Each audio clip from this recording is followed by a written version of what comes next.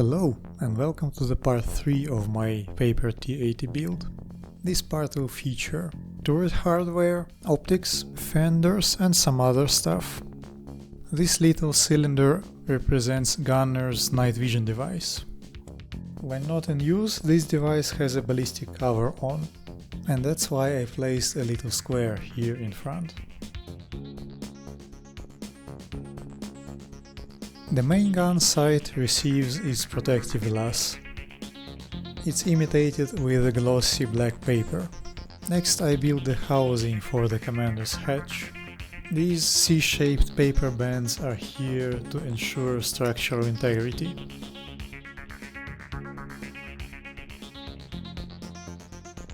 This paper patch is initially cut without any measurements. Because of complicated shape of the structure, it is easier to make multiple attempts and adjust it on the spot. Here I have marked the spot for the ATGM guiding equipment. First iteration was a simple shape, but later I decided that I can do better.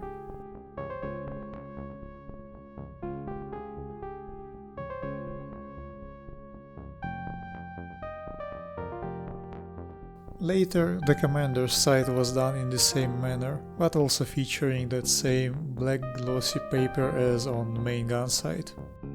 The commander's hatch is shaped like a dome. To achieve this shape, first I need to create a circle. This circle then needs to be bent with hard spherical surface.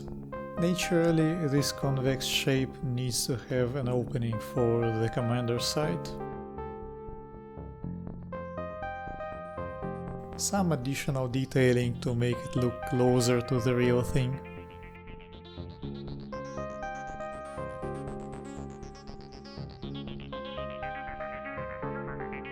T-80s and T-64s feature some square boxes on their turrets, and laminated cardboard is my usual way to go. But this was my old stock and it was not put together properly, and this is why it falls apart. Not a big deal. The corners of these boxes are rounded, so the same needs to be done to these squares. They also have protruding edges. To imitate that, I wrap a paper belt around each square.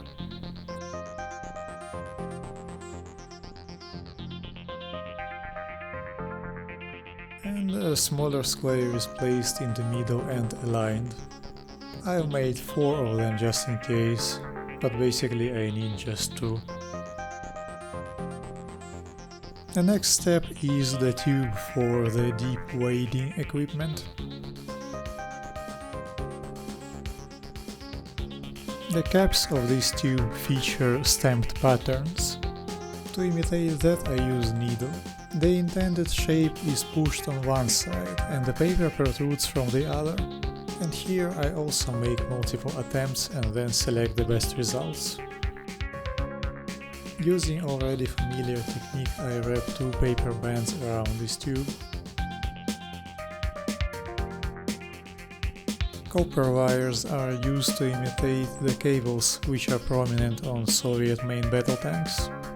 First I need to carefully drill a hole. Then I insert one end of this wire into the hole and start bending and positioning the wire itself.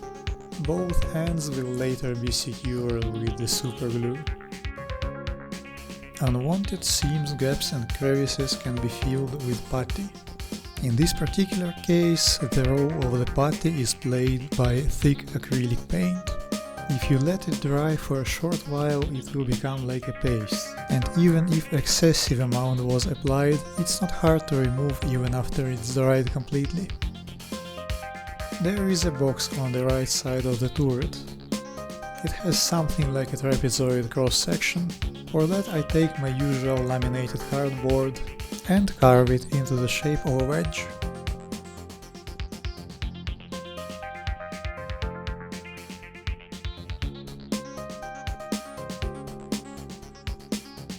At some point I remembered that Soviet thermal sleeves, not always but in many cases, have these ridges that go lengthwise.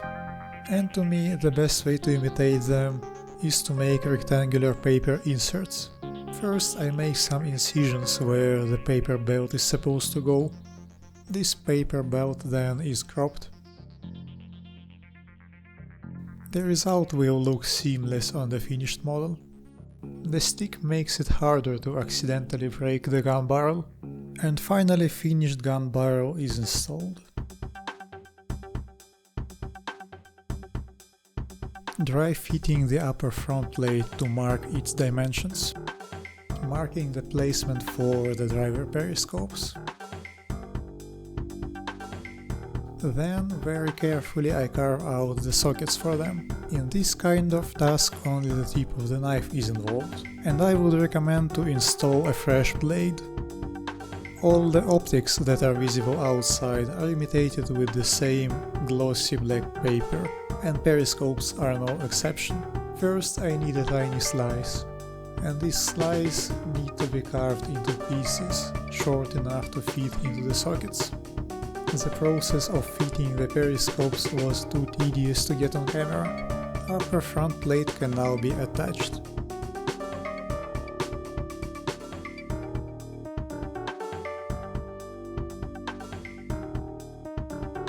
Now I am working on fenders. This outer layer will also serve as a base for the mudguards and side skirts.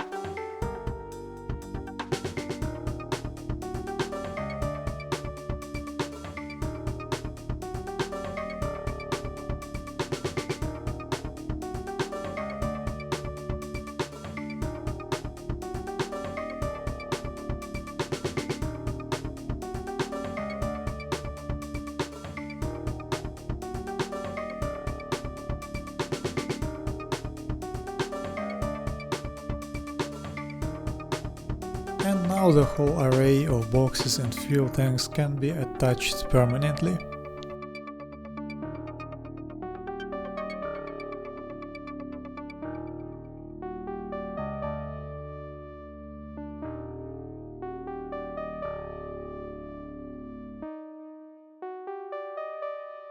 So that's it for now. If you want to see more, stay tuned. And thanks for watching.